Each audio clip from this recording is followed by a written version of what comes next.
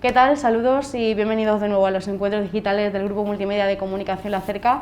Hoy es momento de hacer balance y analizar diferentes aspectos de la actualidad económica y social de Castilla-La Mancha y también nacional, y lo vamos a hacer de la mano del secretario general de Comisiones Obreras Castilla-La Mancha, Paco de la Rosa, que nos recibe de nuevo en esta sede del sindicato, aquí en Albacete. ¿Qué tal, Paco? Pues encantado de estar en Albacete, porque no suele ser muy habitual. Sí. Y por supuesto, como siempre, encantado de estar con vosotros y de que me deis la oportunidad de poder dirigirme a vuestros televidentes para, bueno, darles una visión sobre la sociedad y sobre las cuestiones que hoy están encima de la mesa, que además creo que son apasionantes. Sospecho que el 2022, más allá de las pandemias, será un año apasionante y un buen año para las personas. Bueno, esperemos. El 2021 de momento finalizaba con buenos datos en cuanto al empleo, a esa recuperación del empleo en Castilla-La Mancha y también a nivel nacional. ¿Se puede decir, a modo de balance general, que ha sido un buen año? Bueno, si excluimos lo triste y lo doloroso que ha supuesto una vez más el tener que despedir a muchas personas por el motivo COVID, y aun sabiendo que el 21 no ha sido tan horrible como fue el año 20, yo creo que desde un punto de vista económico y por cuestiones muy concretas, y es que las personas solemos tener la memoria muy frágil, ¿no? Pero si recordamos la salida de la famosa crisis de la burbuja inmobiliaria del 2008 y años sucesivos, fundamentalmente hasta 2012 o 2014, pues veremos que hay unas diferencias muy importantes, aunque la paralización de la economía tuvo unos parámetros similares. Lo que sí ha ocurrido en esta ocasión es que el empleo no se ha destruido. Hemos llegado a tener a más de 5 millones de trabajadores en ERTE, que han permitido que miles de empresas no tengan que cerrar sus puertas. Ha habido ayudas, no hemos practicado el austericidio, sino que lo que han hecho es destinarse fondos desde las propias administraciones, tanto autonómicas como estatales, como esos fondos que esperamos lleguen de la Unión Europea, que han servido para hacer algo completamente diferente a lo que se hizo en aquella crisis, y es intentar rescatar a las personas, no solo a las entidades financieras.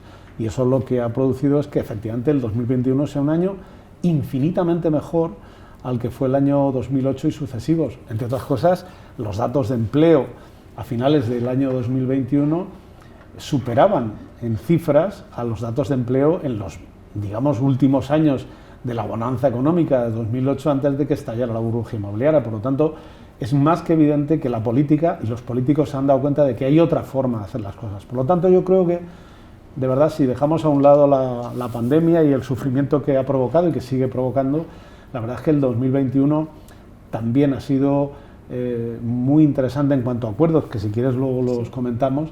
Pero en lo que se refiere a recuperación económica, bueno, pues hemos tenido unos importantes datos del PIB, el IPC, digamos que es la única oveja negra de todo esto, y sobre todo la repercusión que ha tenido en el incremento de precios y en la pérdida de poder adquisitivo de los trabajadores. Pero eso es algo que se debe corregir, y por lo tanto, insisto, 2022 será un año apasionante, con muchos más retos por delante, pero sabiendo que el diálogo social, una vez más, servirá y debe servir para salir de todo esto, ¿no? Ha sido también un buen año en cuanto a nivel del diálogo social aquí en Castilla-La Mancha, este 2021. Los hemos visto, en reiteradas ocasiones llegar a acuerdos también con el gobierno regional.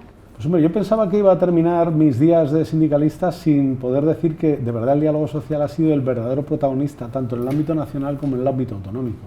Es verdad que en el ámbito autonómico, desde el año 2016 hasta hoy, hasta el 2022, ha sido bastante prolijo. Hemos tenido muchos acuerdos, el diálogo social ha sido protagonista. Hemos hecho algo que llevábamos aspirando a tener desde los últimos años de la presidenta Cospedal, y era recuperar una vez más el Consejo de Diálogo Social, ponerle casa al diálogo social, como yo siempre digo, y eso ha sido una realidad en 2021. A partir de ahí hay un montón de cosas que se engranan dentro de ellas, ¿no? Como son ayudas a las empresas, sobre todo a las pequeñas empresas, ayudas a los trabajadores, formación, planes de prevención para la evitación de accidentes, que es una asignatura todavía pendiente. Sabéis que son, si no me equivoco, 6 las personas que han perdido la vida en apenas 20 días que llevamos de año, y eso es algo insoportable.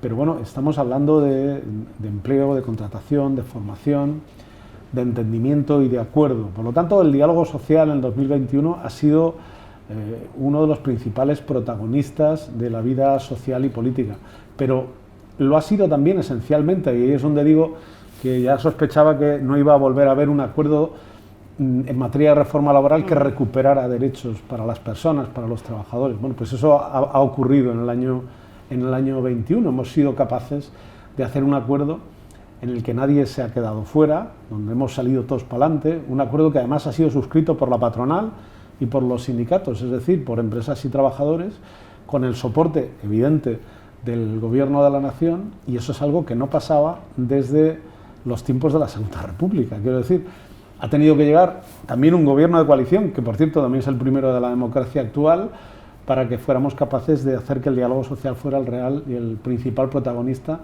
de un acuerdo que sin duda va a cambiar sustancialmente las cosas en el mercado de trabajo, y por eso digo que yo confío que el 2022, en el que hay que seguir haciendo cosas, sea un buen año en materia de empleo y en materia de recuperación económica, porque a los trabajadores nunca les irá bien si a las empresas les va mal, ¿no?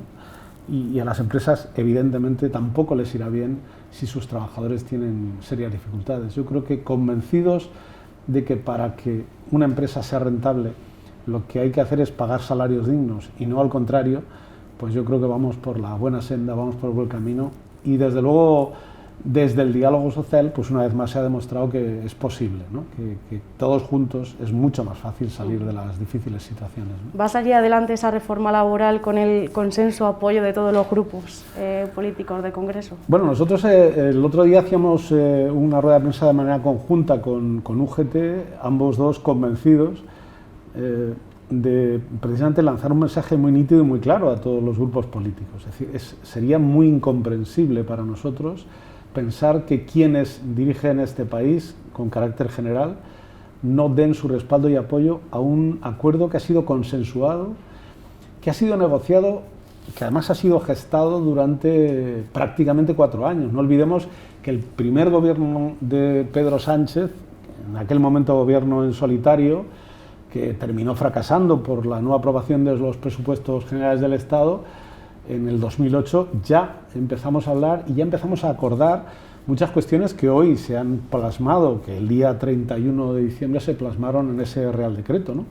Es decir, que ha sido un acuerdo trabado, pero desde luego intenso y con voluntad de acuerdo.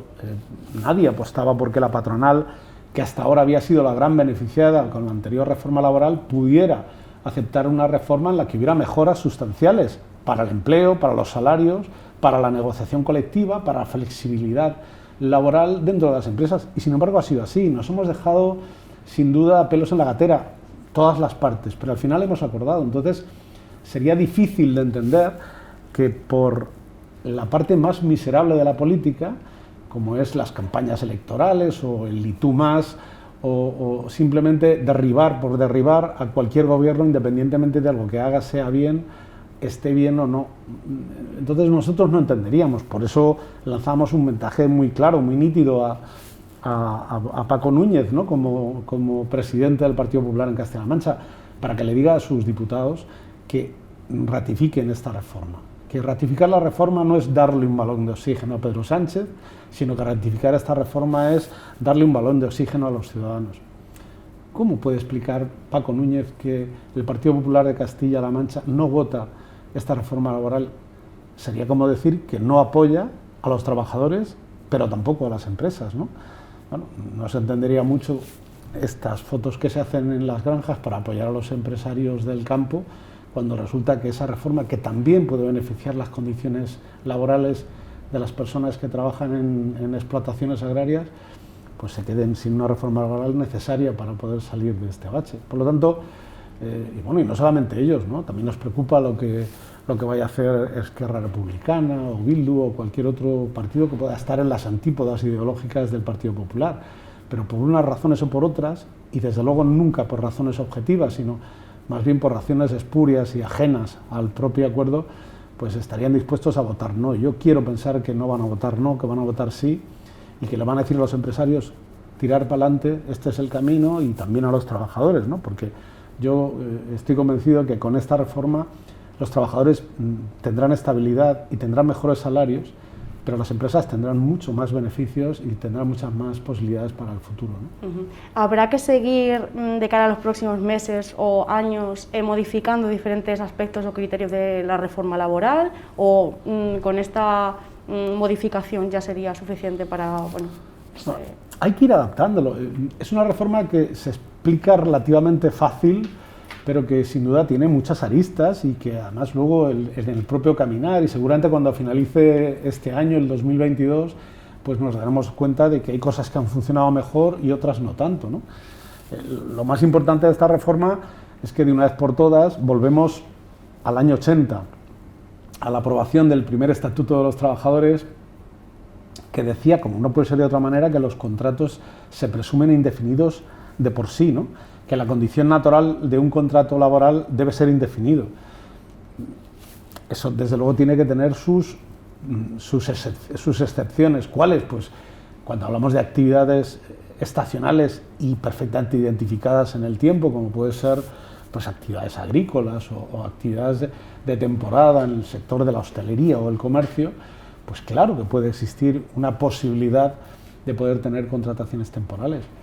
Pero lo que no podemos convertir es la excepción en la norma, ¿no? Y que al final pues el 93% de los contratos que se hacían en Castilla-La Mancha fueron contratos temporales, porque eso no obedecía tampoco a la propia realidad. ¿Hay que hacer contratos temporales? Sí, ahora se podrán hacer durante 6 meses, incluso ampliables hasta 1 año, si se acuerda por convenio colectivo, pero nunca podrá haber un contrato temporal que dure más de 18 meses en un periodo de 24, porque no hay ninguna situación estacional que diga que eso es razonable. Lo razonable es que a un puesto de trabajo estable se le identifique siempre un trabajador estable. No hay que tener miedo a que un trabajador sea indefinido en la empresa, entre otras cosas porque el despido no es especialmente caro en este país, digamos que es de los más baratos que hay en el conjunto de la Unión Europea. Pero además es que si un trabajador no tiene que seguir en una empresa porque lo hace mal, la legislación también ampara al empresario en ese sentido. Pero en condiciones de normalidad, pues no podíamos hacer como hacíamos, utilizar el contrato de obra o servicio para todo, ¿no? El contrato de obra o servicio, que en principio podía tener un mejor encaje en la construcción, al final se había convertido en la generalidad. Todo obedecía a una obra o servicio interminable, ¿no?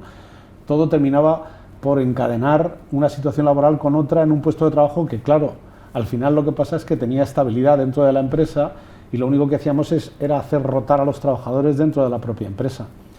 Bueno, pues eso ahora en la reforma laboral va a cambiar. ¿Eso va a hacer que las empresas sean menos competitivas? Más bien al contrario. En primer lugar, seguramente evitaremos muchos accidentes que se provocan por la precariedad en el empleo.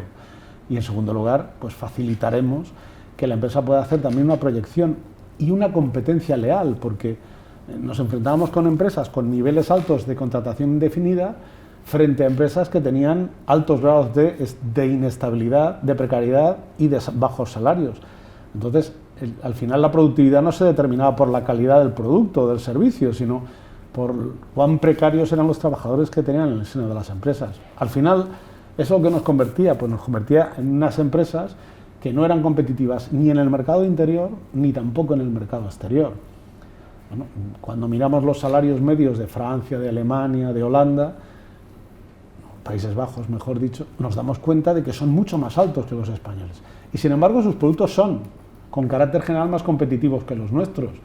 Bueno, ¿dónde está el milagro? Pues el milagro está en que las empresas consolidan sus plantillas y hacen que sus productos reduzcan costes por el solo hecho de producir de otra manera, no por el hecho de tener a trabajadores seguramente descontentos trabajando jornadas interminables con salarios miserables y aparte con el coste adicional que supone la alta siniestralidad que tienen nuestras empresas. Bueno, todos esos elementos, yo creo que cuando volvamos a hacer un balance en el mes de diciembre, nos daremos cuenta de que todo eso ha hecho que la economía de este país mejore.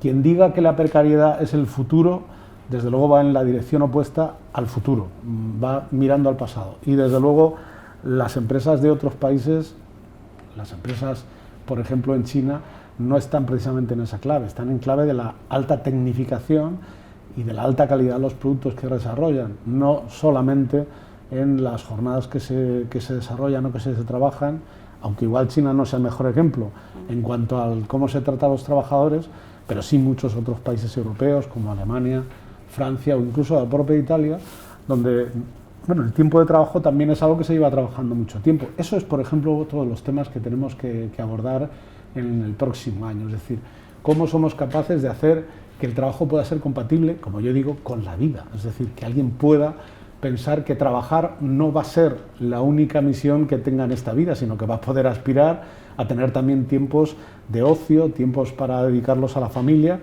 tiempos incluso para poder consumir, viajar o disfrutar de la vida. Y es que a veces se nos olvida que uno trabaja para intentar ser feliz y no lo de ser feliz es simplemente una cosa que solo te ocurre si te toca la lotería, ¿no? Sino que tener un trabajo debería ser ya un motivo suficiente para poder aspirar a tener una vida digna, una vida feliz, ¿no? Buenas noticias en cuanto a la reforma laboral, pero sin embargo, bueno, al tejido empresarial preocupa mucho lo que pueda ocurrir este año con la crisis de materias primas, de energía, y también tenemos por otro lado esa subida del IPC y la repercusión también que pueda tener en relación a los salarios de los ciudadanos. ¿Cómo se puede abordar esta situación? Bueno, esto es una consecuencia, reduciéndolo muchísimo, seguramente ni soy economista, ni aspiro a dar una lección magistral en esta entrevista sobre todo eso, pero cuando el mercado es el único que interviene en la vida de las personas, cuando el mercado es el que lo determina todo, pues a veces el mercado, que además es un monstruo feroz e insaciable, pues termina por llevarnos a situaciones muy complicadas, ¿no? Ya lo hizo cuando se empeñó en multiplicar por 1000 las viviendas que de manera razonable se tenían que realizar en un país o incluso en este planeta, ¿no? Hasta agotar, hasta la última posibilidad, ¿no? Hasta derruir cantidad de entidades financieras por esa ambición desmedida que el mercado puso en esta ocasión en el mercado inmobiliario, ¿no? ¿Qué ocurre? Pues que estamos frente a una transición energética evidente, no solo por el cambio climático, sino desde un punto de vista más económico, porque las energías fósiles empiezan a bajar su intensidad y terminarán por no ser suficientes para poder abastecer de energía al conjunto del planeta, ¿no? Sobre todo pensando en la progresión geométrica que tienen algunos países en cuanto a crecimiento y en cuanto a necesidades de consumo energético. ¿Qué pasa? Que en esa transición y en estos últimos coletazos de las energías fósiles, pues quienes han ganado y ganan pingües cantidades de dinero con el petróleo, con el carbón y con el desarrollo de energías que vienen basadas en esas materias primas fósiles, lo que están haciendo es intentar agotar hasta el último momento. Como son ellos los únicos que controlan el mercado, pues lo que hacen es disparatar. O sea, lo que está pasando en este país es algo absolutamente inconcebible y que desgraciadamente, a pesar de que algunos se empeñan a atacar al gobierno, es que el gobierno se encuentra inerme frente al poder que tienen los mercados y la imposibilidad de poder legislar incluso en contra de ellos. Actitudes como la de vender a precio caro energías que se generan de manera mucho más barata, es decir, si a mí me cuesta mucho generar energía a través de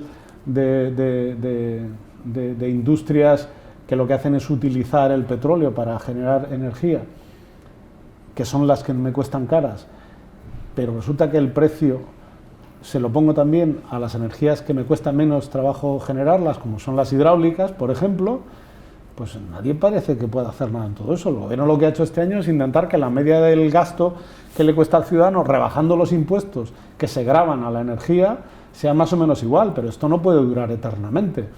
Lo que hay que hacer es intervenir, no solo en el ámbito nacional, sino en el ámbito internacional, para decirle a las grandes empresas energéticas que tenemos que adaptarnos a una transición y que seguramente el beneficio empresarial no tiene que ser tan brutal como el que hasta ahora se ha tenido.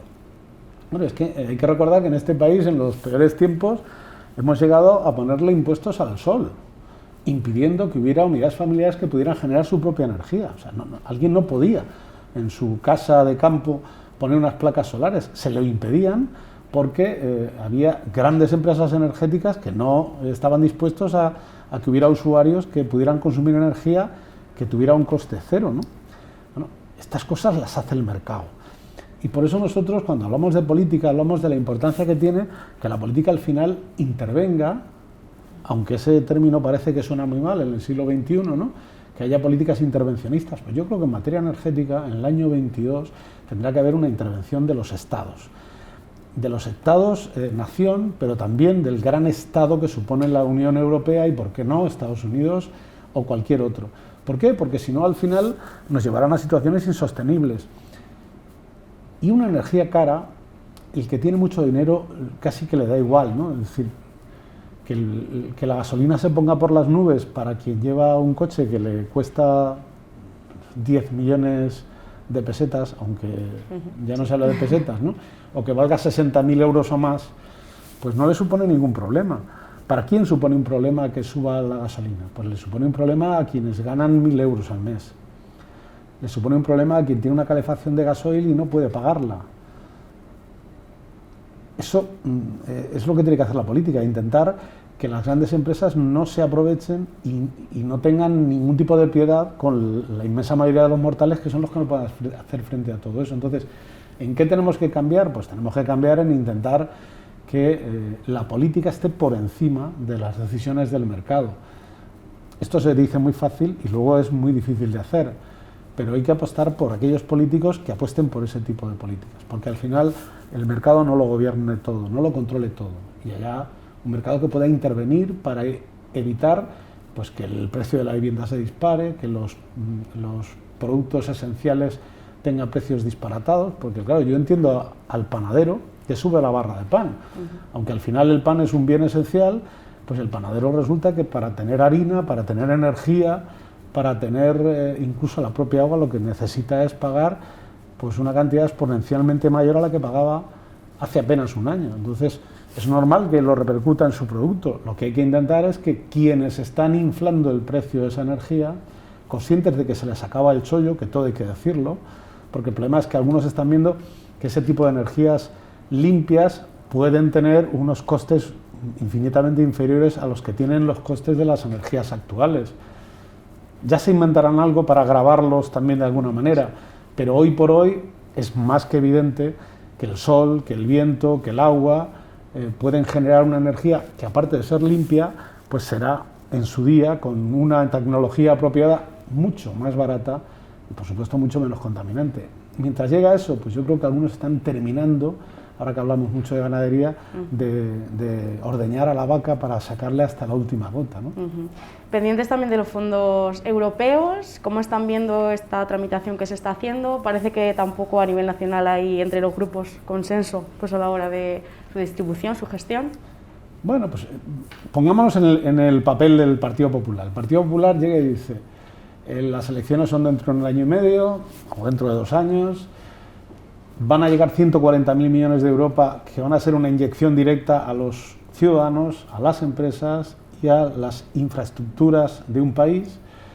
Como esto salga bien, el partido en el gobierno puede perpetuarse en el tiempo, al menos mientras haya pues, un viento de cola que haga que esta nave que se llama España funcione muy bien. ¿Qué ocurre? Pues que cuando alguien piensa que sus expectativas de futuro no son precisamente muy halagüeñas porque esto puede funcionar bien, porque, como os decía, sin que las cosas estén bien, el mercado laboral ha mejorado mucho, hay mucha más contratación, se ha subido el SMI, va a volver a subirse y eso va a tener un efecto positivo en las economías familiares y también en las economías de las microempresas, que son las que viven del consumo, que tienen esos salarios bajos. Cuando alguien ganaba hace apenas 2 años 780 euros de SMI y ahora gana 965, pues esa diferencia no va para irse a Disneyland París. Esa diferencia de salario lo que va es directamente al consumo, a comprar carne de mejor calidad, a comprar más productos de consumo, a comprar ropa para los chicos.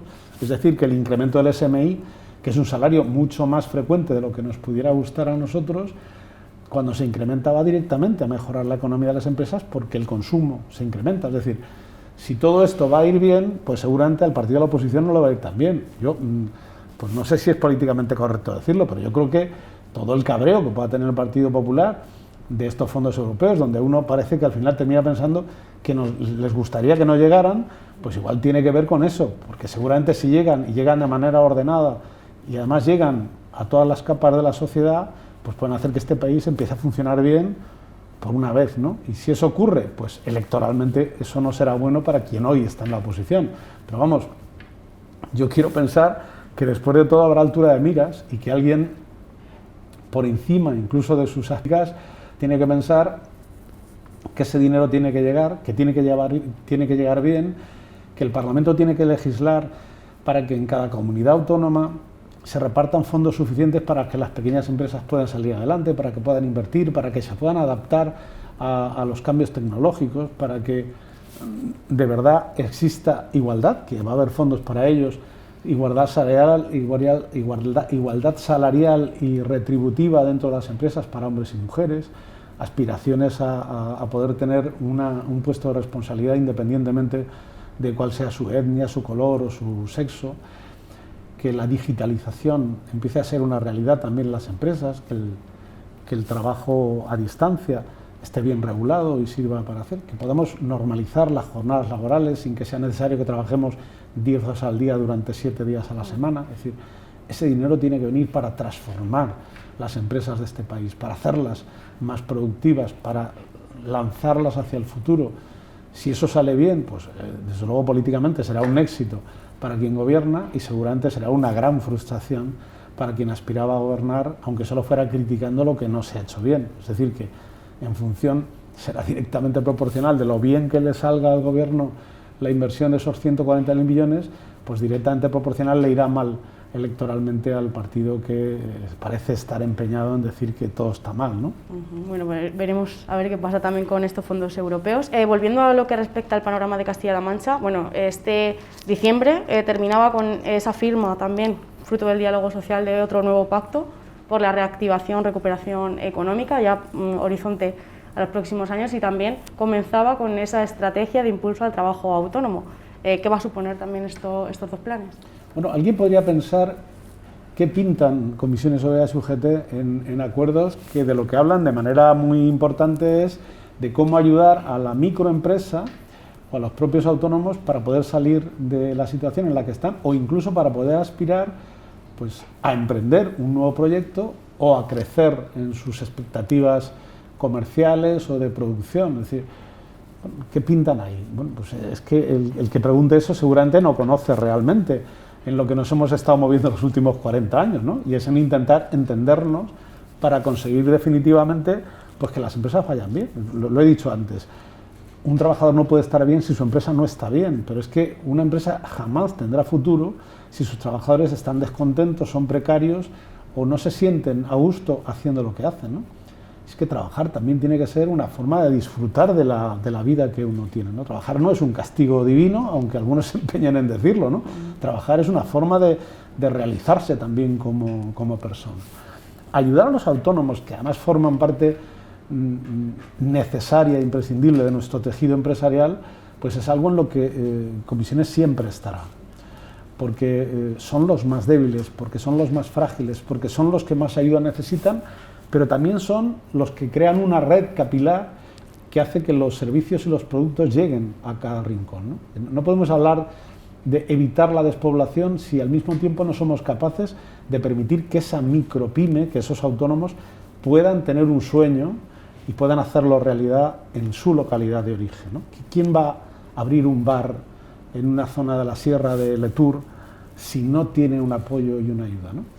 ¿Quién va a decidir quedarse a vivir en Nerpio o en las casas de Juan Núñez si realmente no existen los servicios esenciales que permitan que sus hijos puedan ir al colegio, que permitan que ellos y sus padres puedan tener centros de atención, que tengamos una sanidad pública que llegue a cada rincón? Es decir, esto es una política en la que estaremos siempre y en la que entendemos que para que los pueblos sobrevivan, incluso para que tengan posibilidades de futuro, pues habrá que apostar porque tengan las ayudas necesarias. Y son ayudas que no solo vienen de la Junta de Comunidades, que la Junta de Comunidades lo que hace es gestionarlas y orientarlas, y creo que muy bien, ¿no?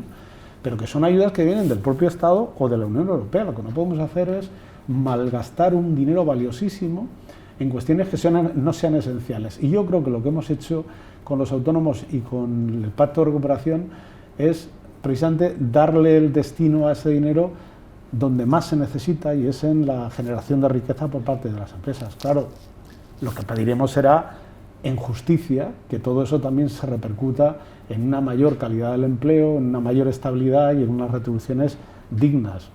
Primero porque, como he dicho, eso también va a redundar en beneficio empresarial, ¿no?, por el propio consumo interno que provoca, ¿no?, pero también porque yo creo que hay que ser un poco justos. Pero en eso la patronal también está, es decir, la COE también entiende perfectamente cuál es el papel que jugamos y cuál es o cuán necesario es que los empresarios estén bien, pero que los trabajadores que están dentro de esas empresas también estén bien. Todos los pactos que Emiliano García Paje nos ponga encima de la mesa de esas características, desde luego los firmaremos de mil amores, porque será la mejor manera de conseguir que esta tierra salga adelante y que seamos una tierra en la que se pueda aspirar a todo, a vivir, incluso a vivir bien, ¿por qué no? Y a pensar que se puede vivir igual de bien en Albacete que en cualquier pueblo de la sierra, ¿no? Que los servicios que se tienen, aunque evidentemente nunca serán simétricamente iguales, en lo que es los servicios esenciales no haya ninguna diferencia, ¿no? Que yo pueda vivir aquí, poder tener un médico, alguien que pueda atenderme, pueda tener un colegio al que llevar a mis hijos, y que eso me pueda pasar aquí y en una población de 5.000 habitantes de la misma manera, ¿no? Eso es mucho más caro, pero ese es el reto de Castilla-La Mancha, hacer que una comunidad autónoma grande, extensa, dispersa, poco poblada, cada ciudadano tenga intrínsecamente los mismos derechos que cualquier otro, ¿no? Bueno, ¿qué retos, qué objetivos se marca para este año 2022 el sindicato en el seno del diálogo social? ¿En qué se va a centrar? Bueno, nosotros queremos plantear varias cuestiones que se tienen que gestar y que tienen que servir como un apoyo esencial desde el diálogo social, pero que después tienen que irradiarse a la negociación colectiva y que tienen que llegar a las empresas y a los trabajadores. Nosotros este año queremos hablar, en primer lugar, de establecer una cláusula de revisión salarial para intentar recuperar el poder adquisitivo que se ha perdido, porque yo entiendo que todo el poder adquisitivo que se ha perdido con ese 6,5 de IPC que hemos tenido aquí en Castilla-La Mancha, un punto más si no me equivoco, lo que va a ir es en perjuicio de las propias empresas, porque va a haber mucho menos dinero en circulación y por lo tanto las empresas se van a resentir. Por lo tanto, entendemos que ya desde el diálogo social se tienen que dar apoyos y ayudas para que las empresas puedan acomodar los salarios a la realidad actual de los precios de las cosas, ¿no? Por lo tanto, cláusulas de revisión, pero queremos hablar de digitalización en las empresas y queremos que eso también parta desde el diálogo social. Cómo ayudar a las empresas para que puedan actualizar sus procesos desde la digitalización. Esos son fondos que vendrán desde Europa y lo que hay que hacer es canalizarlos en lo grande y en lo pequeño. Seguramente a Iberdrola le va a costar mucho menos trabajo adaptarse y digitalizarse, ¿no? Pero en Castilla-La Mancha, que tenemos mucha pequeña empresa, lo que tenemos que hacer desde el diálogo social es facilitar que esa digitalización pueda ser una realidad también en la pequeña y mediana empresa, ¿no? Queremos hablar de prevención de riesgos laborales. O sea, actualmente somos la comunidad autónoma con mayor número de accidentes de toda España. Tenemos la provincia que tiene el récord mundial de accidentes de trabajo, que es Guadalajara. Eso no puede ser, y por lo tanto también desde el diálogo social y trasladándolo a la negociación colectiva y casi a empresa a empresa o puesto de trabajo a puesto de trabajo, tenemos que apostar porque la salud laboral sea la primera prioridad de cualquier empresa y de cualquier trabajador. ¿Y qué me queda? Me queda la igualdad. Hombre, yo creo que nunca debería ser una asignatura pendiente, siempre debería ser una asignatura en la que estuviéramos empeñados en evaluación, ir aprobándola y además aprobándola con nota, pero hoy tenemos un mecanismo que no teníamos antes, ¿no? Y es la posibilidad también de contar con recursos para la formación, para la integración y para el desarrollo de la igualdad en el seno de las empresas. Hoy por hoy ya es obligación que cualquier empresa de más de 50 trabajadores tenga que tener un plan de igualdad. Pero ese plan de igualdad no puede ser papel mojado. Ese plan de igualdad tiene que ser una hoja de ruta para que en esa empresa ser hombre o ser mujer no suponga una discriminación de ningún tipo. Y por lo tanto, aspirar en el siglo XXI a que el 50% de la población pueda aspirar a ser igual que el otro 50%, creo que debería ser una prioridad. Por lo tanto, tenemos que hacer empresas de futuro, digitalizadas, tenemos que hacer empresas igualitarias, tenemos que permitir que esas empresas tengan empleo estable y salarios dignos, y tenemos que además hacer que los trabajos y los trabajadores vivan con salud en el puesto de trabajo en el que tienen. Por lo tanto, vamos, si este año fuéramos capaces de cuadrar ese círculo, yo creo que ya podía morirme tranquilo, porque seguramente habríamos dado un paso de gigante para hacer que los castellano-manchegos, sean empresarios o sean trabajadores, incluso trabajen o no, puedan tener la aspiración, como os decía y os digo siempre, y hay gente que siempre se sorprende de esta expresión, porque parece que no casa mucho dentro del sindicalismo, dentro de la política, ¿no? Es decir, la legítima aspiración a intentar ser felices, ¿no? La vida es demasiado corta como para pasársela esclavizado en un puesto de trabajo que no te gusta o ejerciendo tu labor empresarial, sufriendo y padeciendo por poder llegar a final de mes. Yo creo que tenemos los mimbres suficientes para que también los empresarios que sueñan con tener una empresa rentable puedan conseguir ese sueño, y los trabajadores no hagan sino apoyarles a que ese sueño sea realidad, también aspirando a hacer realidad sus pequeños sueños, ¿no? De poder aspirar a tener una familia y a poder vivir una vida intensa, plena y feliz, ¿no? Eso es, pues mucho trabajo queda por hacer durante este año también. Muchísimo, muchísimo, sí, sin duda. Pues Paco de la Rosa, muchísimas gracias una vez más por habernos acompañado. Y yo, un placer, porque además uno disfruta de las entrevistas siempre en La Cerca, ¿no? Muy bien, muchas gracias. Y a ustedes también, gracias por seguirnos un día más en toda la actualidad y toda la información que les ofrecemos desde el Grupo Multimedia de Comunicación La Cerca. Hasta la próxima.